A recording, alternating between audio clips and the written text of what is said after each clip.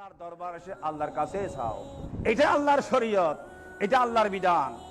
তাই সারা পৃথিবীতে আল্লাহর মসজিদ গুলো হচ্ছে লিল্লাহ, মসজিদ আল্লাহর জন্য। এই মসজিদ কারোর জন্য নয়। আমার আর আপনার বাপে মসজিদ দিলে সেটা আমার হতে পারে না, এটা আল্লাহর, এটা আল্লাহর ঘর।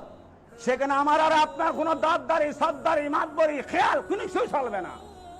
যদি চলে আমি জাহান্নামে যাব।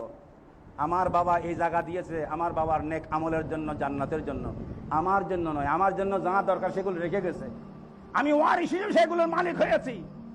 আর আমরা নাফরমান ছেলে বদিনে সবকিছু খাই বেশি, আমরা অনেকে মসজিদ নিয়ে টানাটানি করি, মসজিদ খাওয়ার চেষ্টা করি।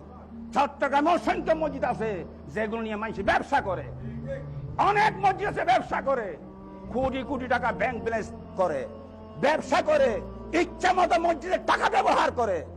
আমি এই মসজিদে বলেছি, মসজিদের টাকা কেউ ইচ্ছা মতো খরচ করার অধিকার আল্লাহ কোন জনগণকে দেয় নাই। মসজিদের টাকা আল্লাহর হুকুমে ব্যবহার হবে, আল্লাহর অনুমতি সাপেক্ষে ব্যবহার হবে। মসজিদের টাকা আল্লাহ রসুলের অনুমতি সাপেক্ষে ব্যবহার হবে। আল্লাহ এবং রসুলের প্রতিনিধি যেখানে থাকবে ওনার সিগনেচারের মাধ্যমে, ওনার প্রস্তাবের মাধ্যমে, ওনার অনুমোদন সাপেক্ষে মসজিদের টাকা ব্যবহার হতে হবে। যেমন কারো বুঝে না আসতে পারে, বুঝে দিচ্ছি আমি, সরকারি টাকা আপনার আমার নির্দেশে খরচ হইতে পারে না। সরকারি টাকা খরচ হওয়ার জন্য সরকারি কর্মকর্তা যেখানে আছে তার অথরিটি এবং অনুমতি সাপেক্ষে খরচ হতে হয়।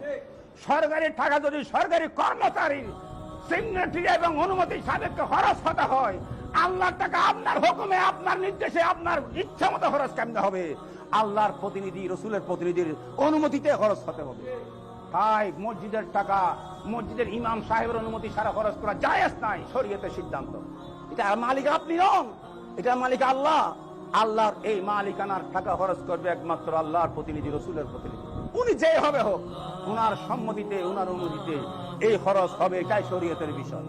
অতএব এই দেশের মধ্যে মসজিদকে কেন্দ্র করে যে সমস্ত শরীয়ত পরিপন্থী কর্মকাণ্ড সমাজের মধ্যে আপনার চলমান রয়েছে, যেভাবে সমাজের মধ্যে মসজিদের শরীয়ত লঙ্ঘন করে মসজিদকে বিভিন্ন অর্থ আপন অর্থ সত্ত্বে ব্যবহার করা হচ্ছে, এগুলো অত্যন্ত আপত্তিজনক।